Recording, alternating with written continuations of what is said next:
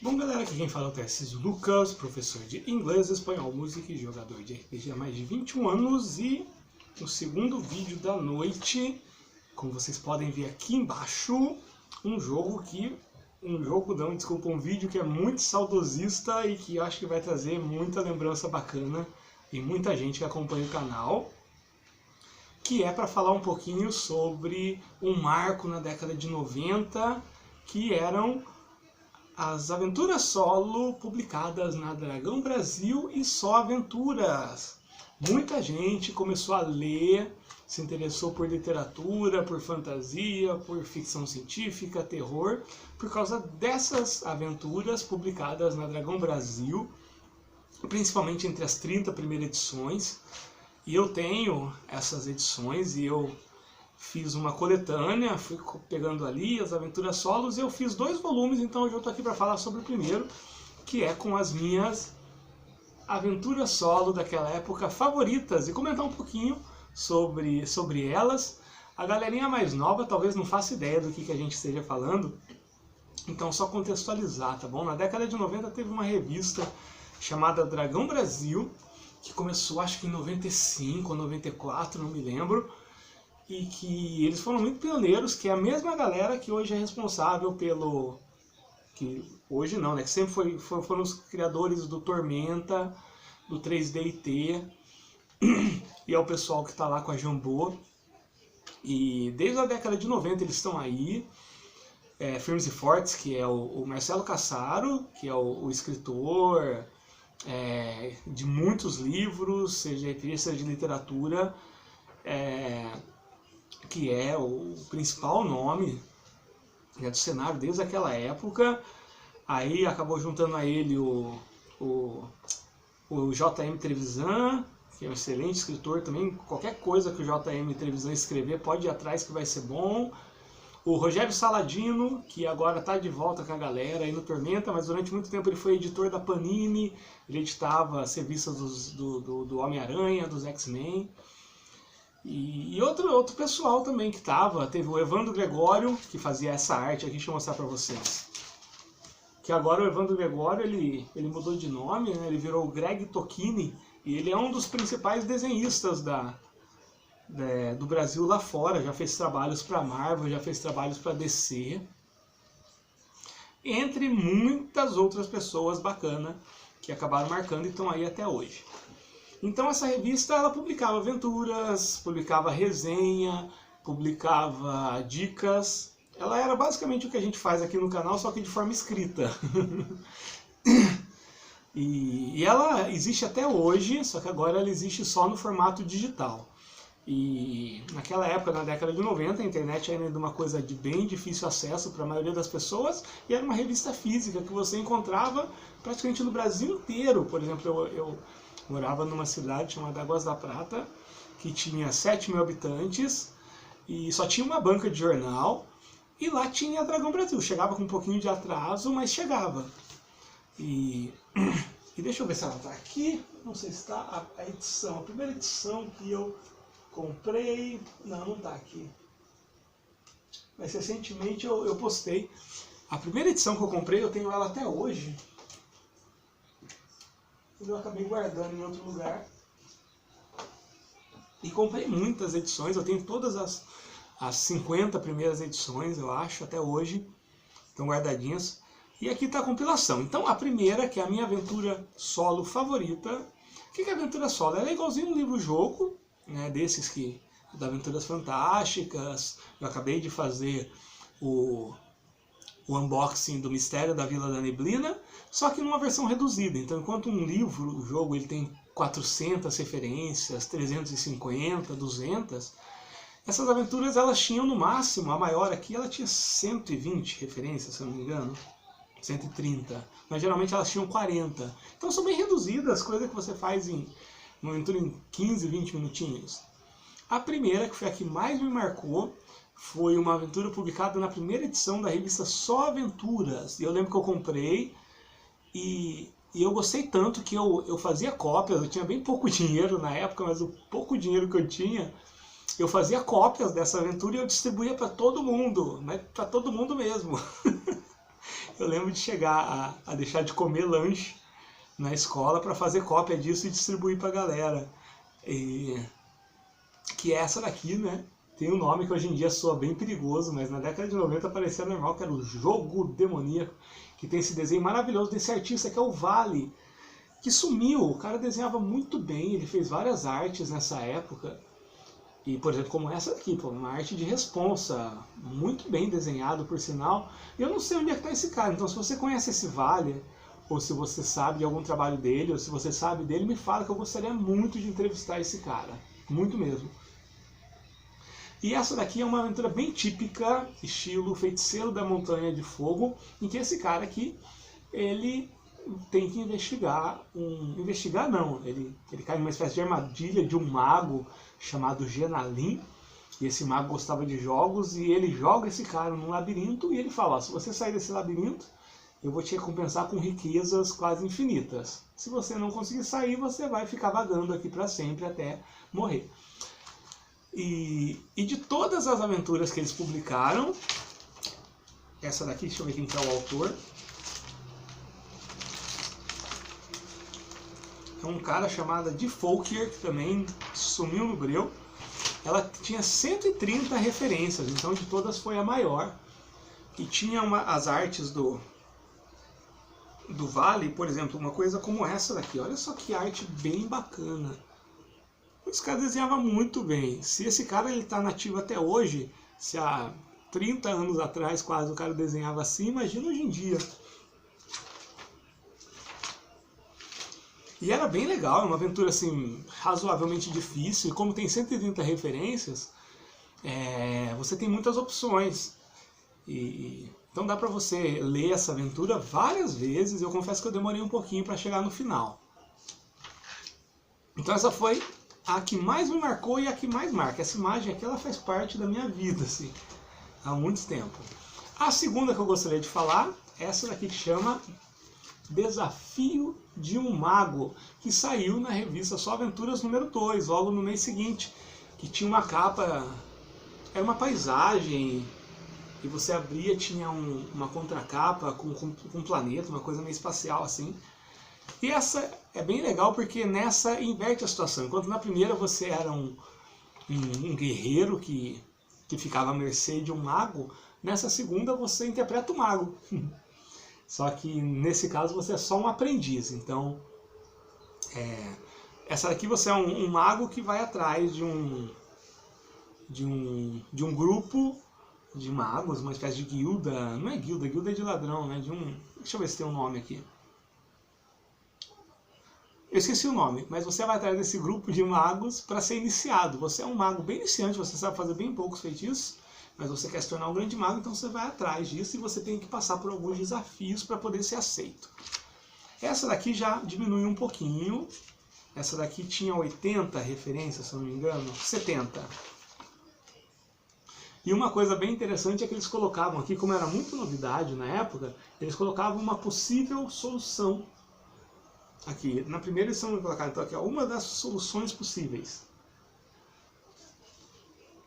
E achava bem legal, essa é bem mais fácil do que aquela primeira. Mas ela tem uns enigmas também que você tem que resolver. E é bem bacana. Você tinha que memorar alguns números para usar depois. É claro que você sempre pode roubar, mas é aquilo que eu sempre falo. Se você está sozinho com você mesmo e você rouba, você já perdeu na vida. Então gostei muito. A próxima que me marcou muito é de uma Dragão Brasil, que era uma baseada em H.P. Lovecraft, no escritor H.P. Lovecraft, no Call of Cthulhu, chamado de Cthulhu, que chamava Terror in Whitechapel, que era bem nesse clima Lovecraftiano mesmo, os nomes, tudo é para fazer referência, e aqui já entrou no modelo padrão de aventura solo da Dragão, que era de 40 referências. Eu acho que para fazer uma relação com a série Aventuras Fantásticas, que tinha 400 referências, eles faziam 40. E essa daqui é de um cara chamado Carlos Orsi Martinho, e aqui tinha a arte do... eu esqueci o nome, meu Deus do céu. do Evandro Gregório. Na época, Evandro Gregório, atualmente Greg Tocchini. Que ele tinha essa arte que era bem rebuscada, bem gótica, assim, bem contraste de luz e sombra. E o mais impressionante é que o cara fazia isso, o Evandro Gregório, quando ele tinha 17 anos de idade. Eu não consigo imaginar um cara de 17 anos de idade conseguindo fazer uma arte dessa. Você dá aquela invejinha que quase deixa de ser saudável. O próximo que me marcou muito era uma aventura que teve uma continuação, que foi lançada na Dragão Brasil, se não me engano, 12 ou 13, ou 11, 12 ou 13, eu tenho certeza que é uma dessas, que era o Guerreiro e o Dragão, uma bem clássica, que tinha desenhos do Vale novamente. Olha só esse desenho do Vale. Castilho, eu não sei se você está me vendo aqui, mas eu acho que esse cara seria uma boa fonte de inspiração. Eu acho que ele tem um tipo de traço que lembra um pouco o seu. Muito bonito isso aqui, muito bem montado essa cena. Gente, onde é que anda esse cara? André Vale, olha só, o nome dele é André Vale. Eu não pesquisei, mas terminando esse vídeo, a primeira coisa que eu vou fazer é pesquisar. E esse daqui é uma aventura bem clássica mesmo. Você interpreta um paladino da justiça que sai vagando por aí caçando perigos. E nesse caso você fica sabendo que tem uma vila que está sendo aterrorizada por um dragão e você vai enfrentar esse dragão. Muito bacana. Se você sobreviver, ou depois que você sobreviver, você pode continuar na segunda missão, que era a Missão Sagrada, que é a continuação direta. Essa aventura ela começa exatamente onde a outra termina. Eu achei bem legal, eu não sei se essa daqui tem os desenhos do André Vale, eu acho que não. Ah, tem sim. Olha só isso aqui.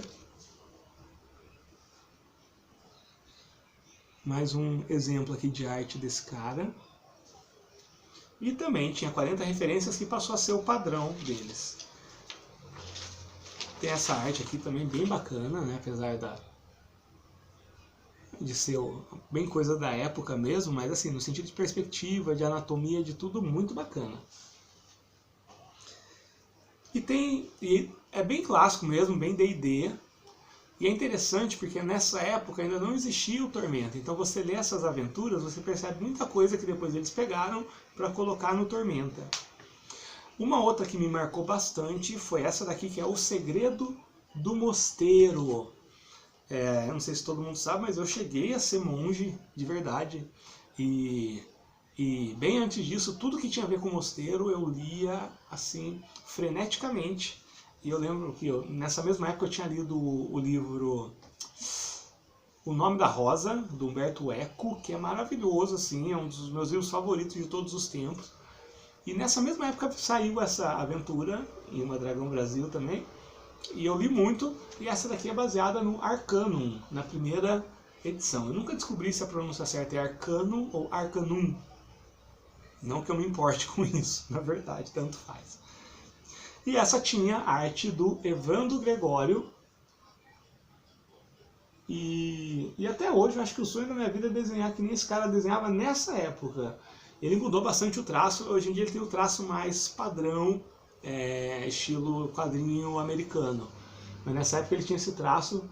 Lembra um pouco os desenhos que saíam nos livros do World of Darkness, né? E esse daqui ele se passa na Idade Média, em que 2 monges enviados pela igreja vão investigar estranhas ocorrências que estão acontecendo em um mosteiro isolado. E tem todo esse clima, lembra muito, muito mesmo Em Nome da Rosa, só que com elementos sobrenaturais. Muito bacana. 40 referências. Aí tem mais uma, que era Herança Maldita. Quem aqui lembra dessa? Eu adorava. E tem uma curiosidade que, por exemplo, pouca gente sabe, ou pouca gente se lembra, mas o Marcelo Kassab, ele é um bom desenhista, na verdade, assim, eu acredito que dentro do estilo dele, que é que ele se propõe, ele é um excelente desenhista. E essa aventura Herança Maldita, só voltando um pouquinho, a nível de curiosidade também, a aventura anterior, O Segredo do Mosteiro, foi escrita pelo Marcelo Deldébio, que acabou se tornando também um grande escritor. O Marcelo Del Débio tem com certeza mais de 40 livros publicados, que também dá aquela invejinha. Então, só voltando agora nesse daqui, esse desenho aqui é do Marcelo Cassaro. Ele fez tipo uma... Eu não sei que arte que é essa, que técnica que é essa, é uma aquarela, tudo, mas ficou bem legal. Eu sempre gostei bastante da arte do Marcelo Cassaro. E eu adoro essa aventura. Ela aqui não fala da influência, mas a verdade é que ela é também bem baseada em Lovecraft, bem Lovecraftiana, embora não dê nomes, né? Não tem referência direta aos mitos de Cthulhu, mas é tudo... Então ela tem todos os elementos, tem cultos pagãos, zumbis, tudo que você encontraria numa aventura do Lovecraft tem aqui. E é legal que elas passam no Brasil, essa aqui, né? Você interpreta um funcionário do Banco do Brasil que do nada recebe uma herança, mas essa herança tem que ser lida às 11 horas da noite numa casa, numa cidadezinha pequena e misteriosa. Outra que também é sensacional, acho que tem desenho do Marcelo Cassaro também. Deixa eu ver se é. Só tem um desenho só, que é o Assalto ao Mestre Arsenal. O Mestre Arsenal ele se tornou parte integrante do universo de Tormenta, mas quando saiu essa aventura, e o Mestre Arsenal ele fez parte de várias aventuras dessa época, ele ainda não fazia parte do universo de Tormenta, porque não existia a Tormenta ainda. A Tormenta ela apareceu só na edição número 50 da Dragão Brasil. Isso daqui a gente está falando de edição 17, 15. E é bem bacana porque você interpreta um ladrão que junto com um clérigo decide invadir a fortaleza do Mestre Arsenal para roubar armas mágicas. E o Mestre Arsenal ele é um grande colecionador de armas mágicas. E aqui tem mais um desenho do Marcelo Cassaro, que é muito bacana também, mas o Marcelo Cassaro ele tem um desenho meio cômico. Quando ele faz um desenho mais sério que nem esse, fica um pouco diferenciado, mas bom, eu gosto bastante do traço dele. Estamos quase acabando essa primeira edição aqui. Acho que está faltando só... Não, na verdade, acabou porque por algum motivo que eu não sei, eu imprimi 2 vezes o Segredo do Mosteiro. Então é isso, galera. Eu peguei as minhas revistas antigas, uma época, xeroquei, montei essa apostila. Tem uma segunda apostila com as outras, porque eu comprei todas. Todas não, algumas realmente eu não gostava. Por exemplo, tem algumas que saíram na Só Aventuras, que eram mais... Tem uma Cyberpunk, que tinha... Eu não lembro direito a história, mas você acordou depois de uma briga de gangues, e essa outra gangue chamava os Wolverines. E essa eu não gostava muito. Tem as que se passavam no mundo das trevas, eu não gostava muito. Tinha uma que chamava Eu, o Monstro, que se passa no mundo de lobisomem. Essa até achei interessante. Tinha uma outra que chamava Nascido das Trevas, que era... Você interpretava um vampiro, de Vampiro à Máscara. Essa Eu, o Monstro, você interpretava um lobisomem, de lobisomem ao apocalipse, não um lobisomem tradicional. E o que mais que eu me lembro? Tinha uma bem legal que chamava Vento Cortante, que você interpretava uma espécie de homem-tigre, alguma coisa assim, que era bem legal, ainda vou falar dela. O que mais que tinha? Tem uma bem legal que saiu na Só Aventuras 3, que você interpretava um metaliano, se passava no universo de Espada da Galáxia, que foi o livro que o Marcelo Cassaro escreveu, que é maravilhoso, que deu origem a uma invasão. Tinha uma que era no mundo de Paranoia, que você interpretava uma pessoa que morava no complexo e você tinha que sobreviver, que era meio cômica. Tinha outra que era Missão Desgaste, que era uma cômica, que você interpretava o Paladino. Tinha mais uma que era uma aventura dupla, que chamava Caçada ao Necromante, ou Caça ao Necromante, que era assim, era a mesma aventura com 2 personagens diferentes. Você podia interpretar o Paladino, que tinha acabado de virar uma mulher, ou o Catabrock, que era o Bárbaro. E você vivia a mesma aventura, só que com um personagem com o outro, e as aventuras iam convergindo. Muito interessante, também vou falar dela. E eu acho que das que eu me lembro são essas. Eu não estou com o outro volume aqui, eu deixei dentro da estante, lá em cima da estante. Mas vai ter a parte 2, e na parte 2 eu vou falar disso, gente. Infelizmente eu não posso disponibilizar isso aqui, porque por mais que seja antigo e tudo, é um material com copyright. O pessoal tá lançando a Dragão até hoje, então é mais pelo saudosismo mesmo, pra galera que não conhece saber que isso existiu, que isso foi bem importante, pra galera que conheceu, com certeza veio várias memórias aí. Eu tenho muitas memórias afetivas relacionadas a isso. Porque, galera, isso aqui foi em 95, 96, então eu tinha 13 anos de idade. Isso está me acompanhando há 23 anos.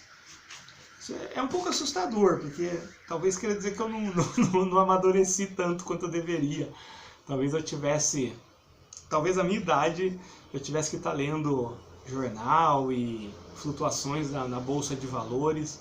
Mas enfim, né? A história de cada um é a história de cada um. Galera, um abraço para todo mundo, a gente se vê.